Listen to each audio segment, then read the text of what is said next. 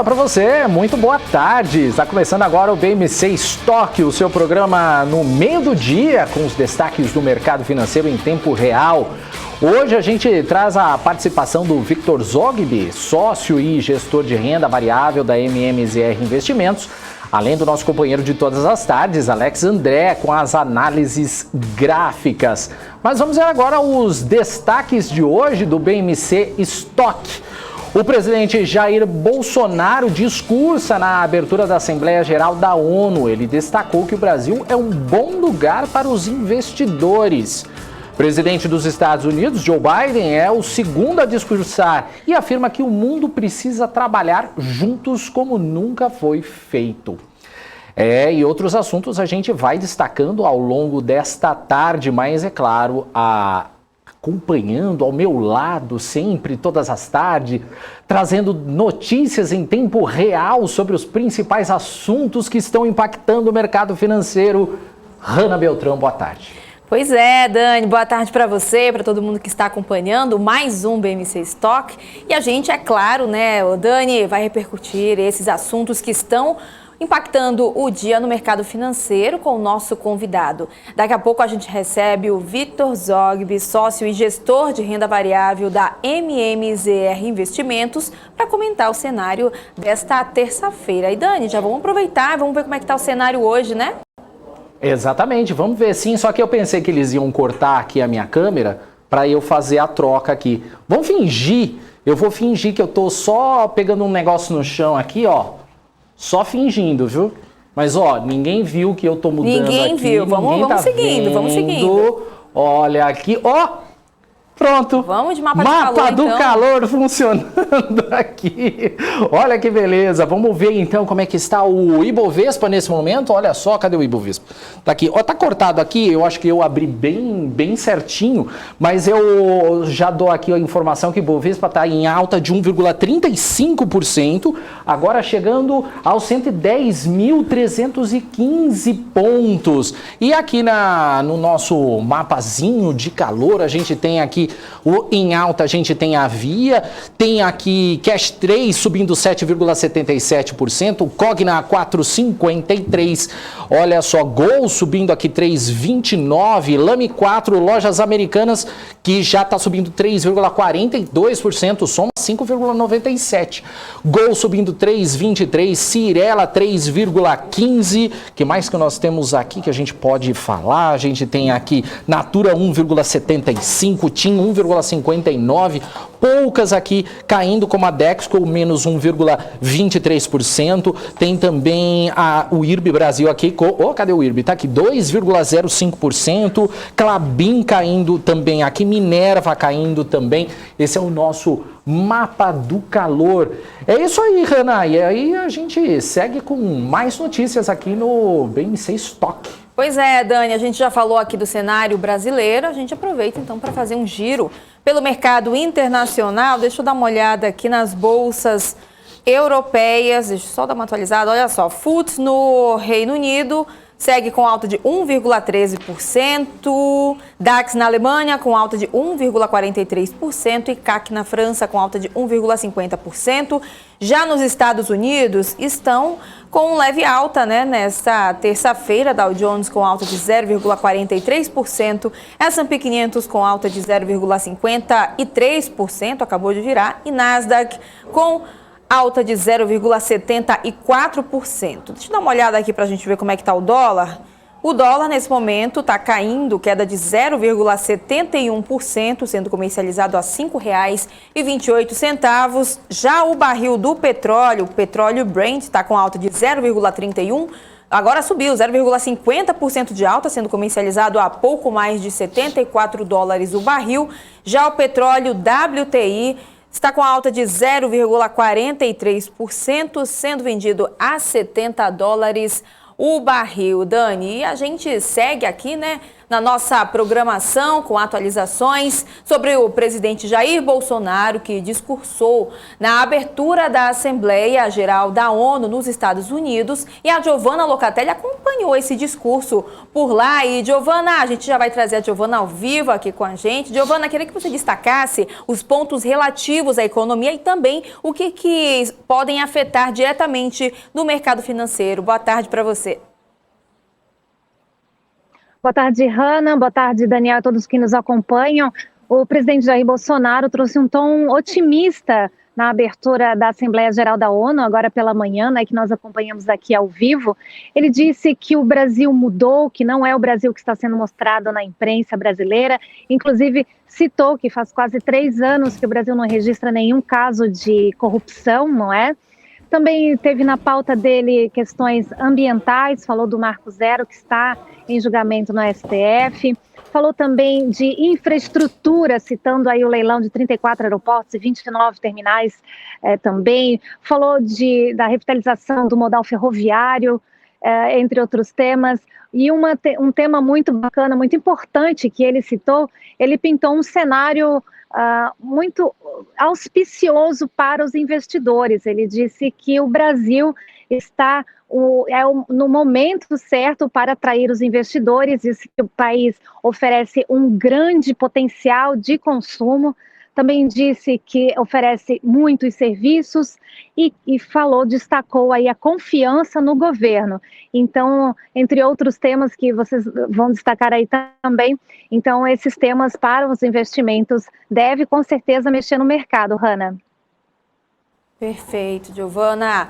Bom, a gente tem trechos agora, né, Dani, para trazer aqui no BMC Stock. Exatamente, Hanna. Aproveitando então, eu queria trazer alguns trechos. Antes de voltar com a Giovana Locatelli, a gente separou alguns trechos do discurso do presidente Jair Bolsonaro na Assembleia Geral da ONU. E o primeiro trecho que a gente se separou foi um recado do presidente para o investidor. Vamos dar uma olhadinha.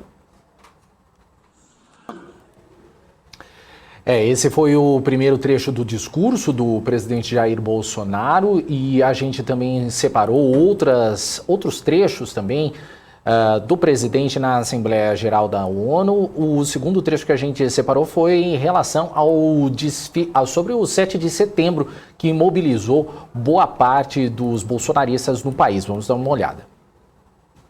No último 7 de setembro, data da nossa independência, milhões de brasileiros, de forma pacífica e patriótica, foram às ruas, na maior manifestação de nossa história. Mostrar que não abre mão da democracia, das liberdades individuais e de apoio ao nosso governo. Legal, e outra informação aqui, até a Giovana passando uma informação para a gente aqui, que essa é a terceira participação do presidente, do presidente Bolsonaro, como presidente, né, na Assembleia Geral da ONU. E um outro trecho que nós separamos também da fala do presidente foi com relação às vacinas. Apoiamos a vacinação. Contudo, o nosso governo tem se posicionado contrário ao passaporte sanitário ou a qualquer obrigação relacionada à vacina. Desde o início da pandemia, apoiamos a autonomia do médico na busca do tratamento precoce, seguindo recomendação do nosso Conselho Federal de Medicina.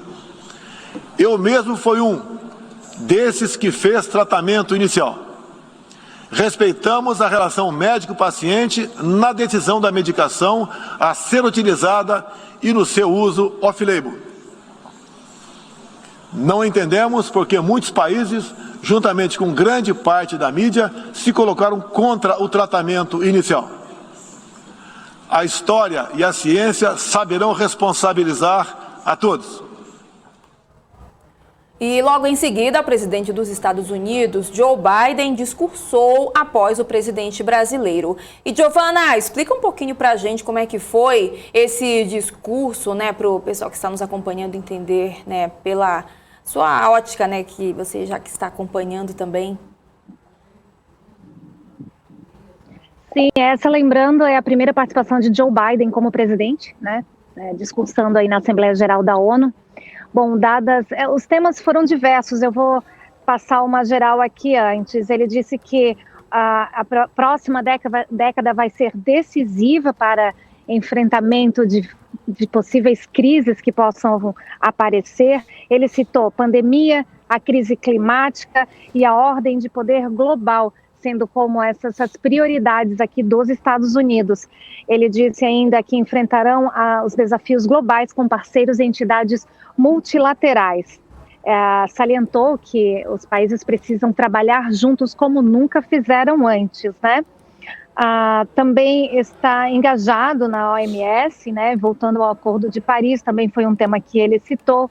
E dados os últimos acontecimentos de ordem de defesa, as questões militares ocuparam bastante espaço no discurso de Biden. Ele disse que os Estados Unidos continuarão a se defender, né? Defender o país e os aliados contra ataques terroristas, que as missões devem ser claras e alcançáveis e sempre que possível em parceria com os aliados, e o poder militar dos Estados Unidos deve ser o último recurso usado. E as balas não podem nos defender da pandemia, por isso ele também citou as evoluções na busca de soluções para as pandemias, essa do coronavírus e as próximas que virão, como a gente está vendo a evolução aí do coronavírus com várias variantes, né, Hannah? Obrigada, Giovana, pelas suas informações. A Giovana que segue acompanhando, né, e trazendo, é claro, as melhores informações pra gente. Obrigada, Giovana. Uma ótima terça-feira para você. A gente segue aqui de volta para o Brasil, agora falando do setor de varejo. A antiga Via Varejo divulgou um comunicado na manhã de hoje, informando ter atingido 100 mil vendedores em seu marketplace. E a empresa disse também que o número superou a sua própria estimativa, que era de ter 90 mil vendedores neste ano. A Sami já está aqui com a gente no estúdio, né, para a gente ter mais informações sobre essa notícia, né, Sami? É isso mesmo, Hannah. Boa tarde a todos que nos assistem desde manhãzinha e ao Daniel também que está aqui. E foi isso. A Via disse que aumentou o número de vendedores em um tempo recorde aqui no mercado brasileiro, passando de 10 mil sellers para uma marca de 100 mil. Só que isso aconteceu, Hannah, dentro de um prazo de 9 meses. Eles também disseram que continuam aumentando as suas vendas digitais, ganhando market share e destacaram também a entrada de marcas importantes nos últimos meses. O que deve provavelmente aumentar as vendas aí da companhia e tem mais. Até o final do ano, a gente prevê ter novos serviços no marketplace da companhia, como oferta de créditos tanto para vendedores como para clientes, receitas de serviços de advertising e treinamento específico. Não é à toa, Hannah, que a Via tem se destacado nas altas do pregão de hoje. Obrigada, Sami, pelas suas atualizações. Ô, Dani, vamos aproveitar então, já dar uma olhadinha no gráfico da Via, ver como é que o papel está se comportando hoje. Pedir para o pessoal aqui do nosso querido Switcher colocar vamos lá, se o puder, telão. Ó, já separei aqui o papel da Via, enquanto eles vão colocando. Olha só, a Via Varejo está se destacando entre as maiores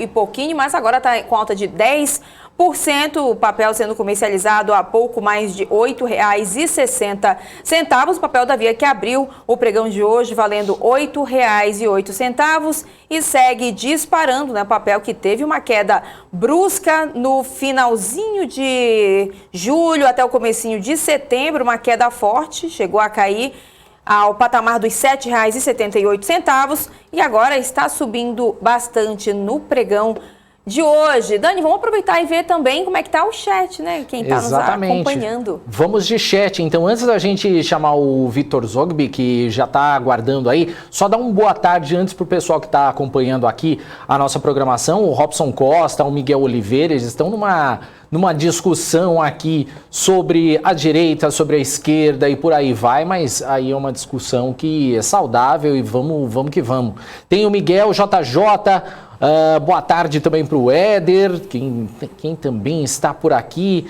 Uma discussão feia aqui. Robson Costa, Rafael Ferreira, o Marcos também.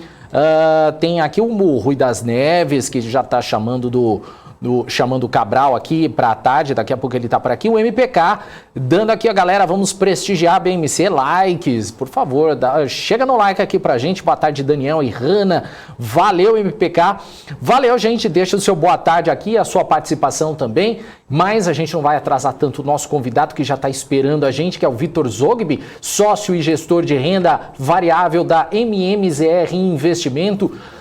Vitor, muito boa tarde para você, seja bem-vindo. Boa tarde, Daniel. Boa tarde, pessoal. Sempre um prazer estar com vocês aqui. Aliás, Vitor, a gente pede já de antemão desculpas por você estar esperando, porque hoje a gente teve que acompanhar aí o discurso do presidente Jair Bolsonaro na Assembleia Geral da ONU, e era uma informação importante, né? E o presidente disse que o Brasil tem tudo o que o investidor procura. Então eu queria justamente começar essa entrevista perguntando isso para você. Como é que você avalia esse cenário macro do país e quais os desafios e oportunidades para os investidores? Boa, bom ponto. Esse daqui não é a primeira vez que a gente tem um discurso, seja do Bolsonaro, seja do Guedes ali, em uma linha um pouco mais otimista em relação à atividade econômica e à estrutura daqui, mas o que a gente está vendo efetivamente ali, olhando para a Bolsa, é realmente um trade-off, uma grande diferença entre o micro e o macro. Então, ali, ao contrário ali, de últimas crises, né, onde a gente via ali que as empresas eram afetadas ali diretamente, seja por um custo de capital mais alto, ou seja por um ambiente mais desfavorável, dessa vez não. A gente está vendo ali as empresas entregando resultados excelentes nos últimos trimestres, muito delas entregando os melhores resultados ali da história mesmo, até porque elas passaram ali também por um processo de desalavancagem financeira muito grande ali desde 2017. Então, em termos de estrutura de capital, elas estão indo muito bem, entregando ali bons números. O que vem puxando realmente ali essa bolsa ali para baixo, em que a gente chegou a bater ali esses 107 mil pontos ontem, é 100% aqui o cenário macro, né?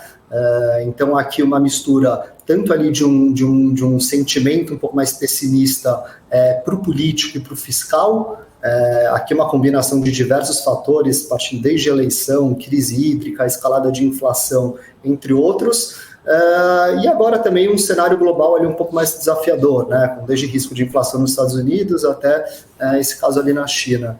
É interessante comentar isso, porque quando a gente olha ali para múltiplos, né, da Bolsa no cenário atual, e a gente gosta muito de utilizar, os grandes gestores utilizam muito a métrica ali de preço sobre lucro, a gente está no patamar mais barato da Bolsa desde praticamente a crise de 2008 ali, tá? Por quê? Porque de fato as empresas estão entregando bons números, né? Elas estão entregando bons resultados, então a Bolsa ela acaba ficando muito mais barata dentro desse cenário. Ô Vitor, aproveitando então esse discurso, a gente, claro, não vamos entrar na questão política, que não é nosso objetivo, mas você acredita que esse discurso, principalmente do presidente, falando dos bons que investir no Brasil é muito bom para os investidores, você acha que isso acalma o mercado, dá um ânimo para o mercado?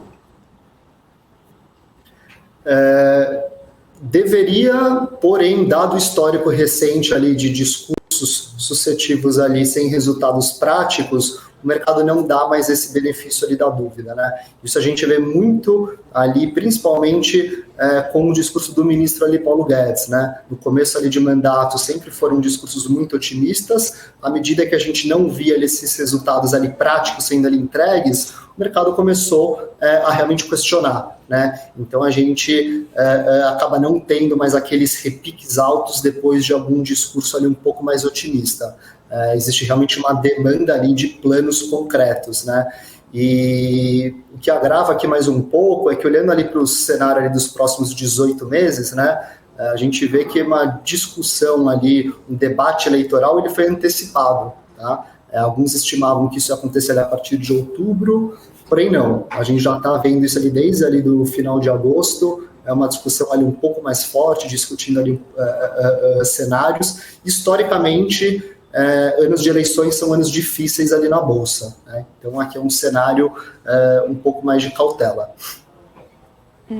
E, Vitor, primeiramente, boa tarde para você mais uma vez. A gente viu ontem, né, o Ibovespa chegando a atingir o menor patamar do ano, né? A gente até falou agora há pouco. Ontem, né, chegou na casa dos 117 mil pontos. Eu dei uma olhada agorinha, tá? Já nos 110, né? Tá subindo, 110 mil, tá subindo novamente o índice brasileiro. E agora, né? Qual é a perspectiva para o índice no final desse ano? E como é que você avalia a atual precificação dos ativos na Bolsa? Legal.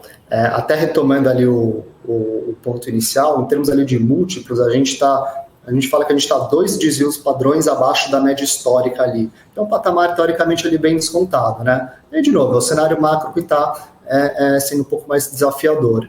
A mensagem aqui é que a gente entende que qualquer sinalização de melhora, seja vindo ali do político, seja vindo ali do econômico, isso poderia ali ter um impacto positivo ali nos papéis.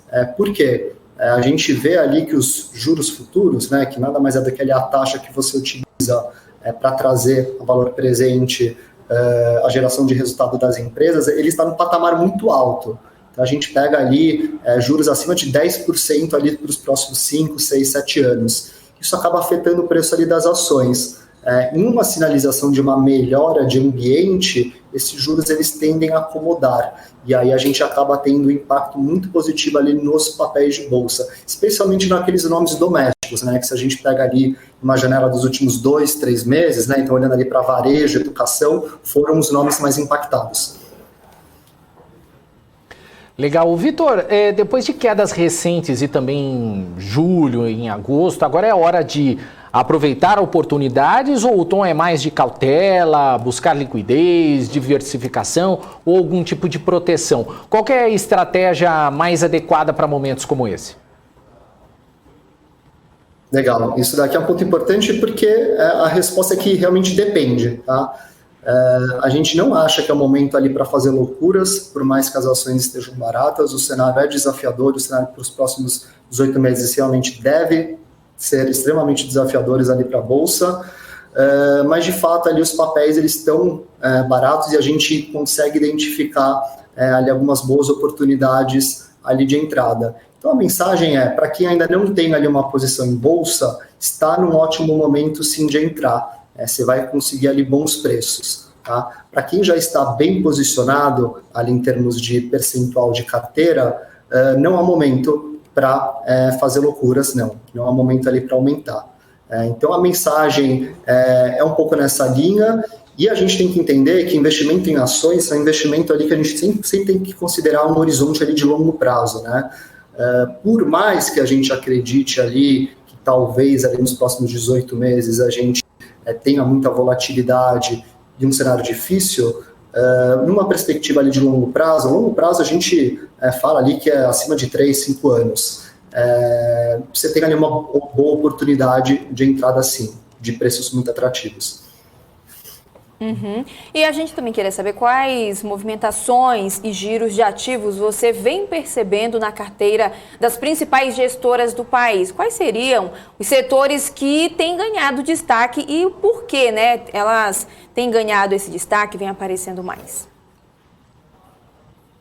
Legal. Até a metade do ano, né, até ali meados de junho, julho, inclusive ali começo de agosto, a gente via ali que os grandes gestores e também ali casas de análise, eles apontavam ali um posicionamento mais tático em papéis com exposição à atividade doméstica, né? Então ali principalmente varejo, isso realmente como uma tese de reabertura de mercado, né? A gente vinha ali de um cenário de muitas restrições, onde esses papéis foram afetados, então naturalmente eles teriam trimestres ali mais positivos com a reabertura, tá?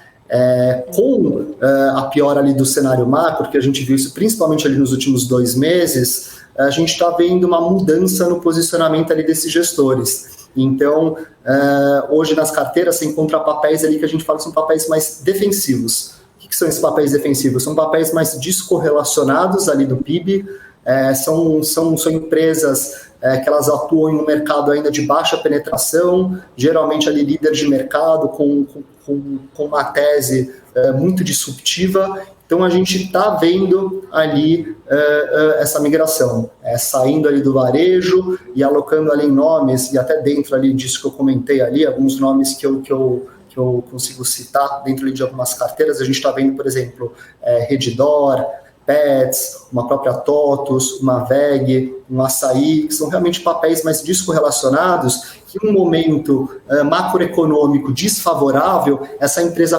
consegue entregar resultados crescentes ainda assim. Tá?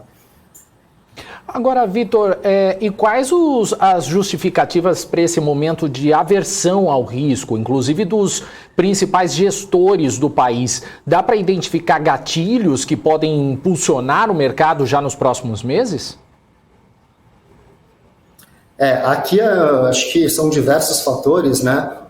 Os principais ali são essa antecipação da discussão eleitoral, em que as reformas que vinham sendo discutidas, elas ficam hoje de lado, elas não têm ali um peso para avançar em Congresso e Senado, e ao mesmo tempo os dados de atividade econômica, eles ainda seguem positivos, mas com a escalada que a gente está vendo ali da inflação, e essa perspectiva também de alta dos juros agora para realmente conter essa inflação ali, que deve bater ali quase os 9% ali esse ano, a gente está vendo realmente essa performance ali pior dos papéis, né? Hoje você tem ali oportunidades de renda fixa que você não tinha ali nos últimos 3 anos, né? Disponível ali. Então existe uma migração natural ali para esses ativos. O que pode servir ali como um repique ali da bolsa ali de curto prazo, é realmente ali alguma sinalização, primeiro, desse controle da inflação, olhando ali, de repente, para uma crise hídrica, e aqui é um cenário onde o governo tem pouca culpa em relação ali ao nível de chuvas, né, que a gente está tendo, que é um fenômeno natural para, acho que, alimentar essa tempestade perfeita que a gente está tendo. Então, também um cenário ali de maior chuva ali nos próximos 2 meses acaba sendo muito positivo ali. Por quê? Porque a crise hídrica acaba impactando não só PIB, mas também inflação ali para cima, dos custos, mas acaba sendo muito uma combinação ali de fatores, tá?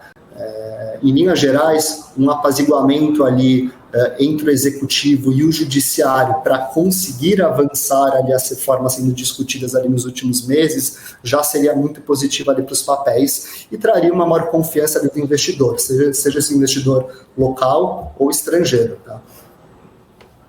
Legal. Vitor, eu gostaria que você deixasse aí seu recado final, mas antes de mais nada, agradecer a sua participação aqui no BMC Stock.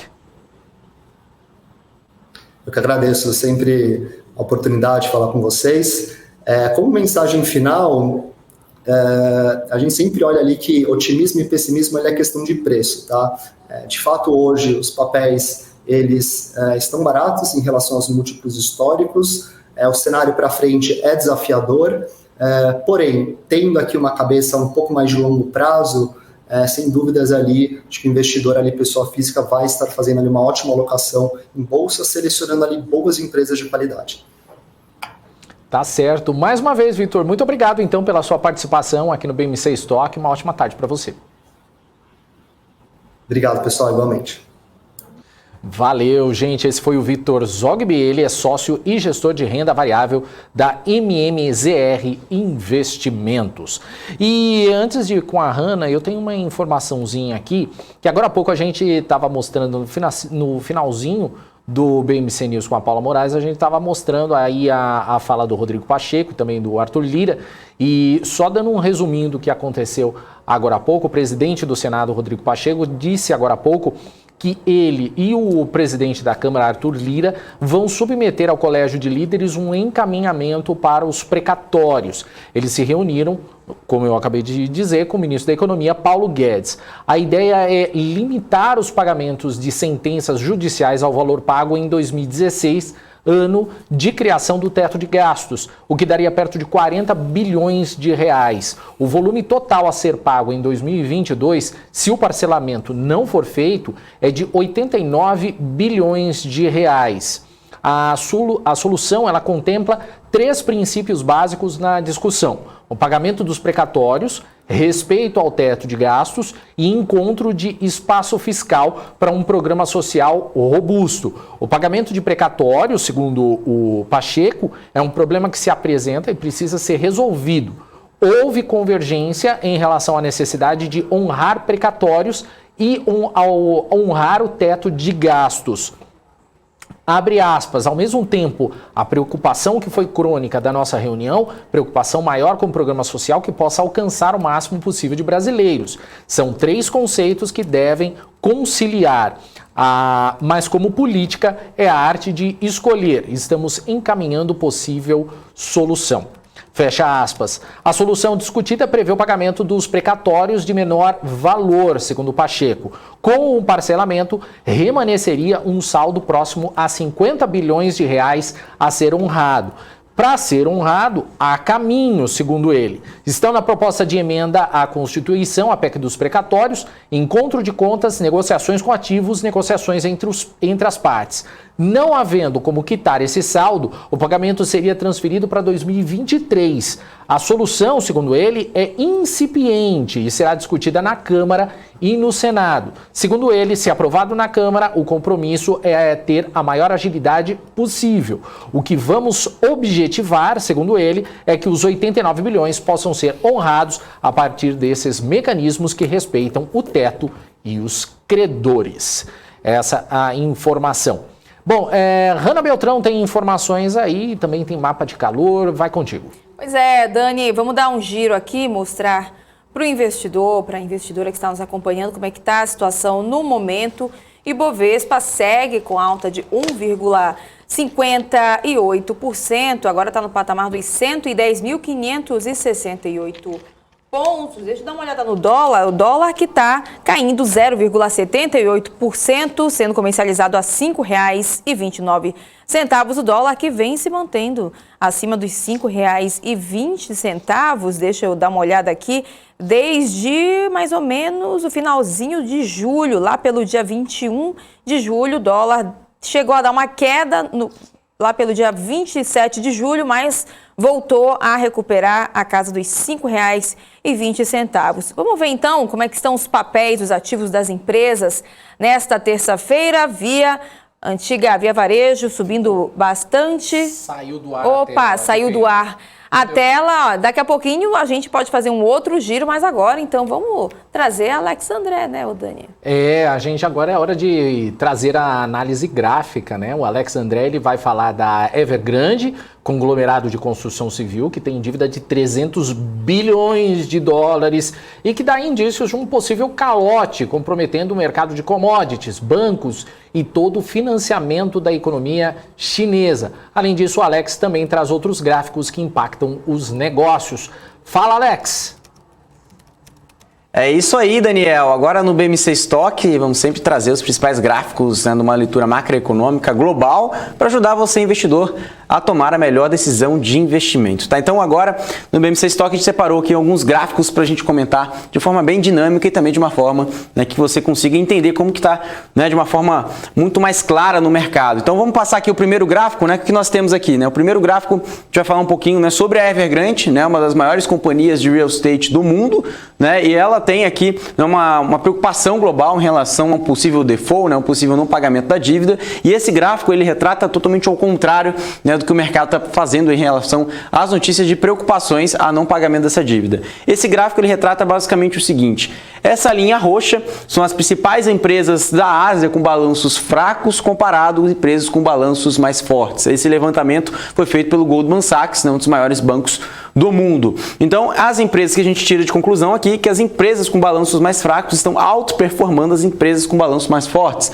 ou seja, as empresas com balanços mais fracos estão crescendo, ou seja, subindo, ou seja, se valorizando à medida, comparando com as empresas de forma relativa, claro, com as empresas com balanços mais fortes por lá. Ao contrário das empresas americanas, as empresas europeias que estão, né, performando abaixo, ou seja, as empresas com balanços mais fortes, né, performando muito mais do que as empresas, né, que têm um balanço mais fraco, lembrando que essa linha pontilhada em vermelho é a média. Então, é isso que a gente consegue tirar de conclusão, apesar das grandes preocupações, né, trazidas pela Evergrande, né, que também é a segunda maior, né, empresa de real estate também lá na China, né? Ou seja, que traz ali um ponto de refletimento referente ao PIB, né? A gente está falando de 2% de contribuição ao PIB, né? 2% do PIB chinês é responsável pela Evergrande, e o setor de real estate chinês correspondente a 25% a 30% do PIB. Então isso é a grande importância do mercado de real estate chinês e o mercado asiático como um todo, que vem crescendo muito e tem diversas explicações, né? Essa preocupação de não pagamento da dívida, que pode, né, ter também ao mesmo tempo, né, o resgate, né, pelo Banco Central chinês, pode ajudar, né, a companhia, e ao mesmo tempo também pode ter uma outra preocupação, caso o Banco Central chinês não ajude, qual deve ser esse impacto aos bancos, tanto americanos, que também financiam as operações também na China, e também os bancos estatais chineses, onde concentra a maior parte da dívida, que a gente está falando em torno, né, de mais de 300 bilhões de dólares. Então é uma dívida muito grande. E isso a companhia também vem fazendo esforços, né, para liquidar alguns ativos para tentar ajudar em referente ao seu balanço. Mas essa leitura, a gente não fala só da Evergrande, a gente fala de várias companhias, né, da China que vem autoperformando até lá, apesar, né, de uma queda recente aqui, quando a gente compara aqui em setembro. Agora, de passar aqui para o próximo gráfico, né, o que a gente pode retratar aqui, né? O próximo gráfico ele retrata principalmente referente à Evergrande, né, referente aos preços das ações e das outras companhias também de real estate por lá, que não é só a Evergrande que vem caindo, outras companhias do setor também. Então a Evergrande teve a maior queda, né? A gente vê aqui nessa linha roxa.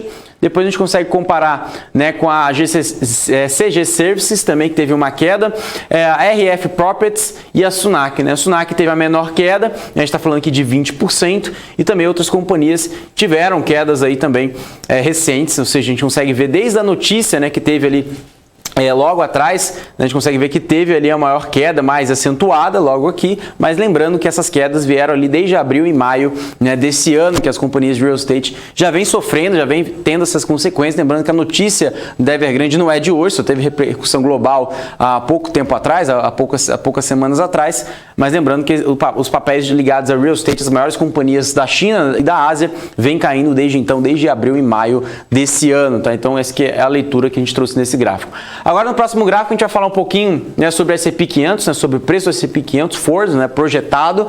A gente tem aqui os principais analistas, né, do mundo, principalmente dos Estados Unidos, projetando o S&P 500 no final do ano a 4.700 pontos, para o final de 2022 a 4.900 pontos, apesar, né, dos riscos referente, né, referente à parada, né, de estímulo de 120 bilhões de dólares mensais, que é o tapering, né, ou seja, a parada desses estímulos, a referente a pressões inflacionárias, que nós também iremos comentar logo aqui, e outros pontos, né, que também impactam, né, numa possível queda, né, inclusive alguns analistas como JP Morgan, né, Goldman Sachs também, colocando em relatórios que a Bolsa Americana também pode ter um desempenho, né, menor, né, nos próximos trimestres, mas no longo prazo, né, ou seja, pode ter uma possível recuperação e uma alta, mas projetando para baixo, ou seja, quando a gente compara, né, com os últimos dados referente a níveis projetados do S&P 500, esses níveis estavam maiores. Então os analistas, mesmo com um crescimento, ou seja, mesmo os analistas prevendo, né, que a bolsa, né, de acordo com as previsões dos analistas, pode subir ainda mais, mas ainda está abaixo das últimas estimativas, ou seja, o otimismo ainda persiste nesse ano, no ano que vem, mas teve uma revisão para baixo, principalmente de earnings per share, que nós vamos comentar no próximo gráfico, que é esse gráfico aqui, né, que a gente compara aqui na linha do bottom-up, né, ou seja, a gente consegue observar, né, o earnings per share, que é o lucro por ação das principais empresas dos Estados Unidos, 500 maiores empresas dos Estados Unidos, que é o S&P 500. Então, desde o ano passado, né, 2020, 2019, né, do segundo trimestre de 2020, teve uma queda muito forte, claro, referente ao Covid. Depois já teve uma recuperação de uma forma muito acelerada, chegando no segundo trimestre desse ano a 52 dólares por ação, né? 52,80 dólares por ação. E agora, né, o mercado estima que o terceiro, quarto e o primeiro trimestre do ano que vem vai ficar abaixo do segundo trimestre de 2021. Tá? A gente está falando aqui de 49 dólares, né? 50 dólares, muito abaixo de 52 dólares que foi entregue agora no último trimestre, segundo trimestre. Então o mercado espera que nos próximos 3 trimestres, até o primeiro trimestre do ano 2022, o mercado vai entregar um EPS, né, um earnings per share, abaixo do último trimestre entregue, e a partir, né, do segundo trimestre do ano que vem para frente, né, ou seja, daqui a um ano, né, o mercado comece a reagir, né, melhor e de acordo com essa estimativa, né, o terceiro e o quarto trimestre do ano que vem, a Bolsa deve acelerar os ganhos e deve fechar ali, como a gente comparou no gráfico passado, 4.900 pontos, que esse é o número, né, que os principais analistas projetam para o S&P 500 para o ano que vem. Tá? Então o que nós temos aqui de próximo gráfico para a gente comentar, a cadeia de manufatura global, né, então esse gráfico ele retrata, né, o tempo de entrega das principais cadeias manufatureiras, né, tanto os Estados Unidos, União Europeia, Reino Unido e também o mundo todo, né, o mundo global, a gente fala que o global, né, o mundo todo é a linha vermelha. Então nós comparamos aqui que 2020 a maior queda foi a União Europeia, Estados Unidos estava com uma queda da cadeia de suprimentos, ou seja, quanto maior a queda, maior o tempo de entrega, então é pior, né, para as companhias, maior a pressão inflacionária. Estados Unidos não teve uma queda tão forte, se lembrando que 2018 ficou até um pouco próximo, né, referente a essa queda. Tivemos outras quedas parecidas, tanto em 2014 logo aqui, mas lembrando que o ano de 2021 está muito abaixo, ou seja, a gente compara aqui até aqui, ou seja, a gente consegue ver uma queda de uma forma muito mais acentuada, e lembrando que o mundo também teve uma queda muito forte. Diversas explicações a gente pode dizer aqui, a falta de suprimentos, né, como chips, né, semicondutores, que fizeram, né, algumas plantas, até aqui do Brasil, né, pararem sua produção, plantas de carro, né, plantas automobilísticas, e ao mesmo tempo também traz um desafio global, né, referente à inflação, que por isso, né, o Banco Central dos Estados Unidos e o Banco Central Europeu está discutindo nessa parada de estímulos para realmente, né, ceder a relação da inflação, porque lembrando, né, que 90% dos países que fizeram parte dessa pesquisa, né, tiveram inflação acima dos últimos 2 anos, né, 24 meses. Então essa é a pesquisa, né, que a Bloomberg, né, e outros meios também, né, de dados que tiram essa conclusão. Então, ou seja, a inflação não é só local, não é só nos Estados Unidos, não é só no Brasil, é no mundo todo, nos grandes países, né, nas grandes economias, e traz ali um tom de preocupação referente se realmente a inflação ela vai ser temporária, que é a leitura do Fed, ou se realmente a inflação vai continuar alta por um grande período ou até mesmo no médio prazo, que pode trazer uma preocupação ainda mais para essa cadeia de suprimento referente ao tempo de entrega. Tá?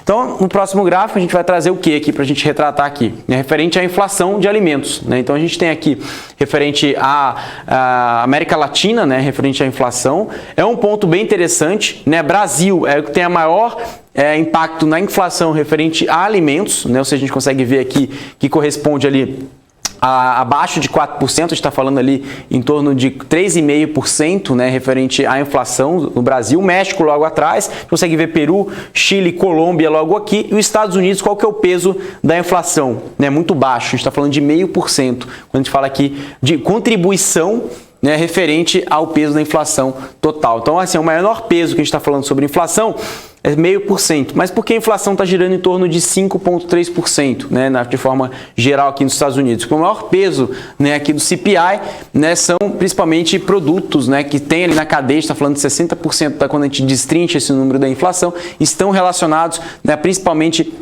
à alimentação fora de casa e alguns outros padrões de consumos que não são ligados a você ficar em casa, totalmente ao contrário, você sair de casa, como passagem aérea e outros núcleos de consumo, né, que impulsionam ainda mais a retomada da economia e impactam na inflação diretamente. Tá? E aqui no Brasil, o maior peso está relacionado à inflação e também os países emergentes. Isso que a gente consegue observar, os países emergentes têm maior impacto sobre alimentos do que os países desenvolvidos. Isso que a gente consegue tirar aqui, quando a gente fala que pega aqui o headline, né, da contribuição da inflação. No próximo gráfico, a gente vai trazer um gráfico bem interessante do Goldman Sachs, que ele começou a atualizar desde o começo, né, ele fez ali esse gráfico referente, né, que é sobre lockdown, ou seja, os países que estão com restrição, né, principalmente sobre circulação de pessoas, né, então esse gráfico, ele, desde ali de janeiro de 2020 até agora, né, em setembro de 2021, eles atualizam, né, sempre ali diariamente quais são os países que têm a maior restrição e se realmente, de forma geral, está tendo tanto um afrouxamento ou até mesmo, né, uma restrição maior referente ao histórico, né, desde o começo da pandemia. Então, lembrando que em janeiro de 2020, né, até março de 2020, teve uma alta muito forte referente ao lockdown chinês, né, ou seja, né, a China começou ali com o lockdown de uma forma muito severa, e depois os outros países tiveram uma onda muito forte de lockdown ali entre março e maio do ano passado.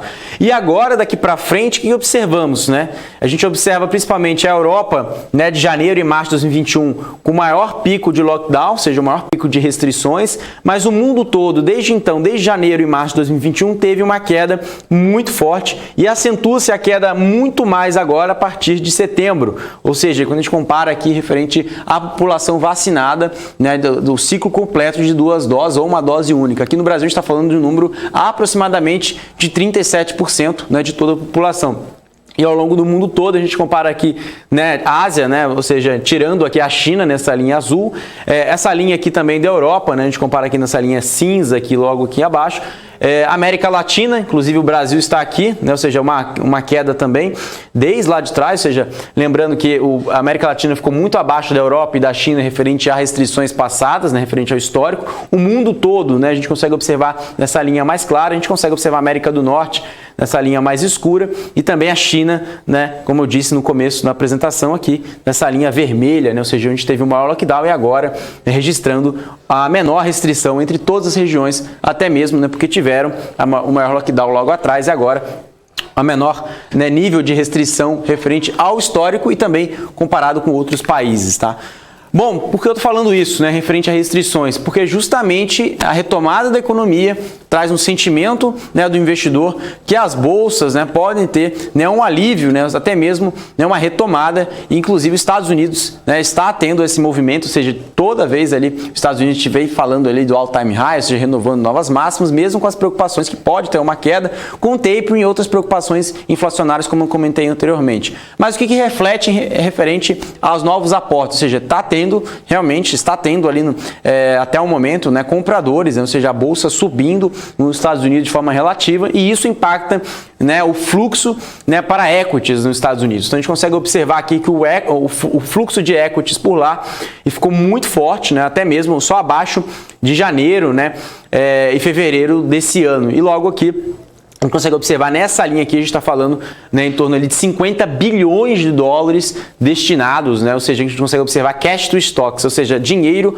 para as ações, ou seja, fluxo de equity, ou seja, pessoas tirando dinheiro e comprando ações, né, no mercado nos Estados Unidos. Então a gente consegue observar esse número aproximadamente em torno de 50 bilhões de dólares, né, indo para o mercado. Isso impulsiona positivamente para cima, né, o S&P 500, os principais índices por lá, também como as companhias que têm a maior índice de liquidez, como as empresas de small caps, né, que tem um índice também por lá, que é o Russell 2000, tá? Então esse gráfico foi feito pelo Bank of America Merrill Lynch, tá? Muito bem interessante. Agora, para a gente falar aqui nesse último gráfico, né, a gente retrata aqui sempre sobre os principais índices que tiveram ali a melhor desempenho de forma relativa, né, year to date, né, ou seja, até agora. O que desponta aqui, que seja com os vencedores e os perdedores, né, ou seja, que tiveram menor rendimento, mas também o maior. Quando a gente fala de menor rendimento, a gente fala de um menor risco. E quando a gente fala de um maior rendimento, a gente fala também de um maior risco. Para você tomar risco, ter mais risco, você pode ter um maior upside, e para ter o menor risco, você vai ter, né, uma forma mais conservadora, você vai ter menos risco no seu portfólio. Isso que a gente vai conseguir traduzir nesse gráfico. Então, o índice do Goldman Sachs, né, de energia superou ali 50% de retorno, o S&P 500 logo atrás com 25% de retorno, a FTSE 250, ou seja, 250 maiores empresas da Europa subindo ali, também do Reino Unido subindo 22%, CAC da França subindo 20%, Eurostoxx, aí sim, 50 maiores empresas da Europa subindo quase 20%, as 600 maiores empresas da Europa, que a gente sempre fala, o Stoxx 600, quase 20%, aí as empresas cíclicas da Europa subindo quase 20% também, 19,6%, aí vem as 100 maiores empresas da FTSE, né, no Reino Unido subindo 17,5%, DAX na Alemanha subindo 14%, a gente consegue observar MSCI Emerging Markets, ou seja, o índice do Morgan Stanley de mercados emergentes subindo 4,5%. Aqui o Brasil está inserido nesse MSCI Emerging Markets, mercados emergentes, mas com peso bem pequeno. Lembrando que nesse MSCI Emerging Markets, ou seja, nesse índice de mercados emergentes, está inserido tanto a Turquia, a Rússia, o Brasil, a Índia, a China e outros países emergentes. Tá? Então, por isso que a gente consegue observar, se a China cai, o índice, né, do Emerging Markets, que tem o maior peso, né, que é a China, faz esse índice cair de uma forma relativa. E por outro lado, a gente consegue observar investimentos mais conservadores, como o Tesouro de 10 anos dos Estados Unidos, subiu 2,4%, O título de 10 anos na Itália caiu 0,3%, na Espanha caiu 1,1% e na Alemanha caiu no título de 10 anos caiu 2%. E o ouro registrando quedas de 7,8%, ou seja, investimentos mais conservadores também tem ali um retorno menor, porque tem uma leitura mais conservadora, com risco menor, e ao mesmo tempo, né, a gente consegue observar ao contrário, né, ou seja, a gente sempre fala aqui do S&P 500, dos outros índices, e vem acompanhando altas muito fortes, está falando aqui os principais índices, como o S&P 500 subindo mais de 25%, e como a gente comentou, né, nos gráficos anteriores, ainda pode ter espaço de subir ainda mais, Daniel. Então essa é a leitura, lembrando, né, a gente não passa só o retorno, a gente passa também as explicações, né, uma leitura bottom-up, uma leitura macroeconômica, para você investidor ter a melhor leitura para você tomar a sua decisão de investimentos.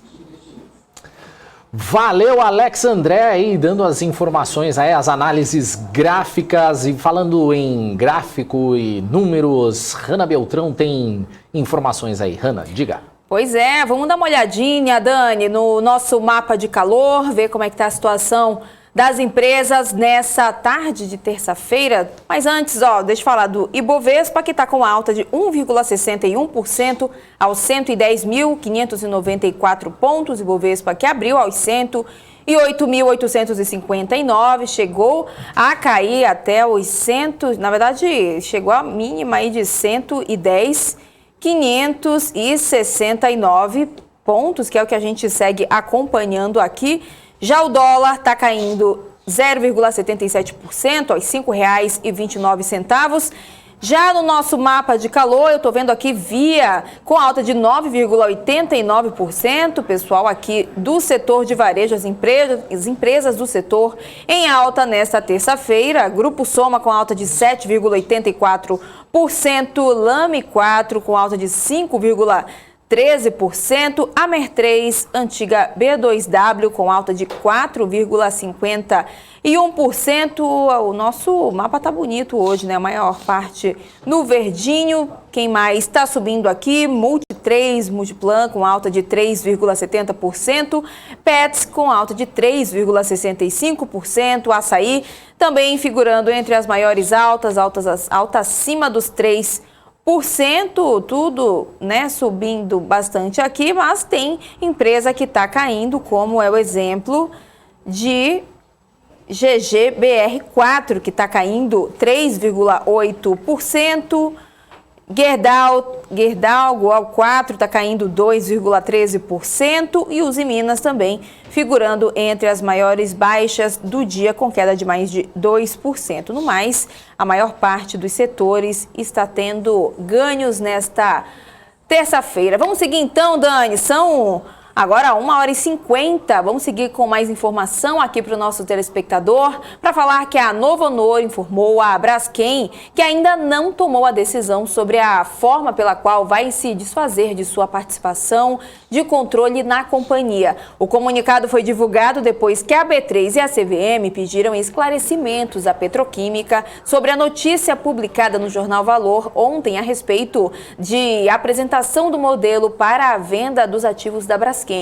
E a Braskem afirmou que não tem conhecimento das informações publicadas. A empresa também enviou um comunicado da Novonor questionada a respeito pela companhia no sábado. No documento, a Novonor, antiga Odebrecht, afirma que entre as alternativas para a venda da sua participação na Braskem está uma alienação através do mercado de capitais. No entanto, a empresa afirmou que está ressaltando que não existe até o momento uma decisão a respeito de qualquer alternativa que será perseguida pelo grupo. Ainda segundo o comunicado da Novonor enviado à Braskem, uma recente reunião com a empresa, com seus credores, ocorreu como parte do processo de comunicação que mantém regularmente com os credores. Dani?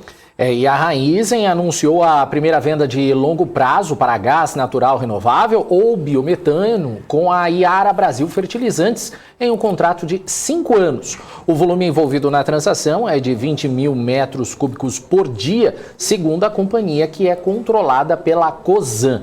De acordo com a nota, o fornecimento do biometano vai ser efetuado por meio do portfólio da Raízen, utilizando os resíduos do processo de produção de etanol, vinhaça e torta de filtro nos parques de bioenergia do grupo. O produto vai ser utilizado pela Yara para a produção de hidrogênio e amônia verde em seus parques industriais. A gente segue com mais informações, agora falando a respeito da Eletronuclear, responsável pelas operações nas usinas nucleares em Angra dos Reis, que fechou um acordo com a Rosatom, estatal russa de energia elétrica nuclear, para a construção de novas usinas. Veja os detalhes na reportagem. As estatais assinaram um memorando de entendimento na Conferência Geral da Agência Internacional de Energia Atômica em Viena, na Áustria. O memorando prevê o desenvolvimento da cooperação em áreas como a construção e a manutenção de usinas nucleares de grande e pequena potência no Brasil, bem como a extensão da vida útil e o fornecimento de combustíveis para as usinas nucleares que estão em operação atualmente no país. No processo de privatização da Eletrobras, o governo criou uma nova estatal para assumir as funções públicas da empresa nuclear. Com isso, foi criada a Empresa Brasileira de Participações em Energia Nuclear e Binacional, que será responsável pelo controle da eletronuclear e da parte que a Eletrobras possui no capital da usina de Itaipu, que contará com um orçamento de 4 bilhões de reais. O acordo prevê ainda o reprocessamento de materiais nucleares com a gestão de resíduos radioativos, além da implementação de projetos conjuntos na área de educação e treinamento e do aumento da aceitação pública da energia nuclear. Segundo Leonardo Santos Guimarães, presidente da Eletronuclear, o memorando é um instrumento de cooperação mútua e representa uma excelente oportunidade na expansão futura dos negócios, em especial no atendimento à necessidade de expansão da geração nuclear no Brasil. E a companhia aérea Gol iniciou encontros com investidores para captar 100 milhões de dólares em bonds, títulos da dívida, de acordo com informações publicadas pelo jornal O Estado de São Paulo. Segundo a publicação, o mercado acredita que a aérea tenha sucesso, pois a operação é pequena e a empresa tem investidores mapeados. Outro ponto favorável é o fato de os bonds terem um pacote de garantia robusto, equivalente a 1 bilhão e 200 milhões de reais, composto por propriedade intelectual, aeronaves e motores. Os títulos da Gol foram emitidos originalmente em dezembro de 2020 e reabertos em maio. No total, já existem 500 milhões de dólares deles em circulação no mercado. Obrigada, Dani, pelas suas atualizações. A gente segue, falando de Gol. A companhia assinou juntamente com o grupo Comporte, de sua propriedade, de seu acionista controlador, um protocolo de intenções não vinculante com a irlandesa Avolon para a aquisição ou arrendamento de 250 aeronaves elétricas de decolagem e pouso vertical. A Avolon é uma empresa de leasing de aeronaves com sede em Dublin, na Irlanda. Em comunicado ao mercado, a Gol informa que o grupo está provendo com os recursos requeridos para investimentos nesse projeto, que utilizará a expertise em aviação da Gol para desenvolver a malha aérea utilizando as aeronaves VA-X4 eVTOL, modelo criado pela empresa britânica Vertical Aerospace. Dani.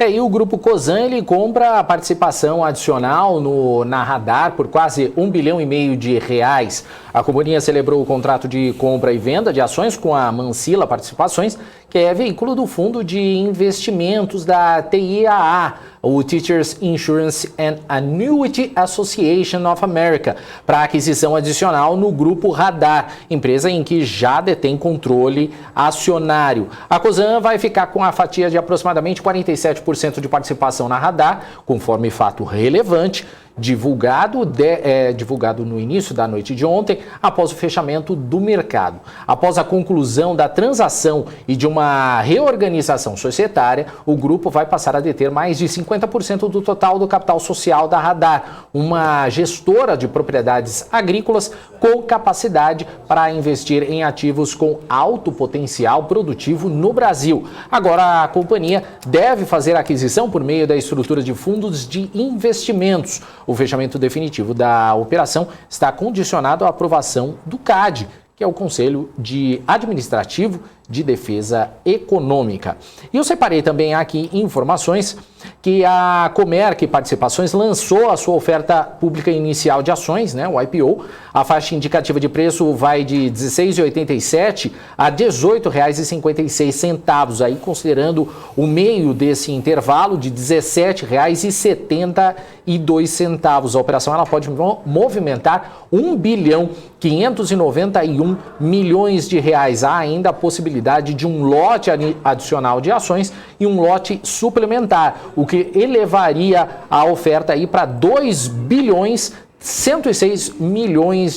A precificação está marcada para o dia 8 de outubro. A ação será negociada sob o ticker COMR3.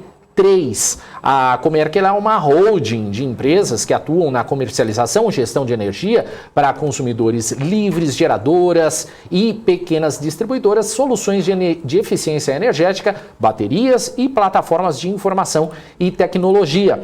A companhia iniciou aí suas atividades no setor elétrico em 2001 e detém a maior base de clientes no segmento de gestão de energia no Brasil e é a quarta maior comercializadora de energia do país. Em agosto, ela realizou a incorporação dos ativos de geração detidos pelos fundos gerados pela Perfin. Hanna, tem informação e tem mapa do calor, afinal de contas a gente está praticamente encerrando aqui o BMC Stock, né? Pois é, uma última informação aqui da CVC que informou hoje que parte dos recursos do aumento de capital realizado em agosto, no valor de 454 milhões de reais, com a emissão de quase 24 milhões de novas ações ordinárias, foram usados para o pagamento de dívidas. Em fato relevante, a operadora de turismo disse que pouco mais de 202 milhões de reais foram destinados a esse fim e 254 milhões permanecem em caixa, que deverão ser empregados no desenvolvimento de iniciativas estratégicas de longo prazo e em capital de giro para a sustentação das operações de retomada das operações e de vendas no setor de turismo. Com base no balanço patrimonial do dia 31 de agosto e incorporados também a capitalização e o pagamento da dívida, a dívida bruta da empresa ultrapassa o 1,2 bilhão de reais e o caixa é de 900 milhões de reais. E Dani, já até separei o papel aqui da CVC, que está subindo 4,22%. Hoje, o papel que abriu a R$ 20,99, já marca aqui R$ 21,45, CVC, que está figurando entre os setores também, entre as maiores altas do dia. Vamos dar uma última olhada em Ibovespa, ver como é que o nosso índice brasileiro está agora, com alta de 1,60%, está se mantendo nos 110 mil pontos, agora 110.583 pontos. A gente segue de olho, Por enquanto, Via, figurando entre as maiores, entre a maior alta do dia, na verdade, alta acima dos 9%, está se mantendo. E o setor de siderurgia está caindo. Eu estou vendo agora setor, a gente falou de CVC, que está subindo, mas Azul está caindo. Leve queda de 0,42%. E por enquanto é isso. A maior parte das quedas fica por conta do setor de siderurgia, Dani. É isso aí, Hanna. Vamos dar um último tchau aqui pro pessoal. Eu perguntei aqui se a gente pode encerrar, mas eu ainda não sei. Antes disso, vamos dar um tchau aqui pro pessoal que está no chat. O Ronaldo mandando aqui seu boa tarde. O Peter Santana, que está sempre com a gente aqui dando o seu boa tarde. O JJ, o Leonardo Falcão, Rui das Neves, Miguel Oliveira, Daniel Floriano, Rafael Oliveira, Ed Souza, quem mais que está aqui dando o seu boa tarde? O Henrique Serafim Barbosa, Marcos Mancini, tem um aqui que eu não vou ler, que é uma pegadinha, Júlio, Não, a gente tá vacinado já, né, Dani? A gente já passa o olho, já vai... Tem que ser mais criativo. Esse aqui eu vou passar. Rafael Oliveira, Sandro Figueiredo. E é isso aí, dando o seu boa tarde aqui pro pessoal, mas quem eu dou o meu boa tarde primeiro é a Hanna Beltrão, porque a gente tá encerrando o BMC Stock de hoje, né, Hanna? E você vai, eu fico.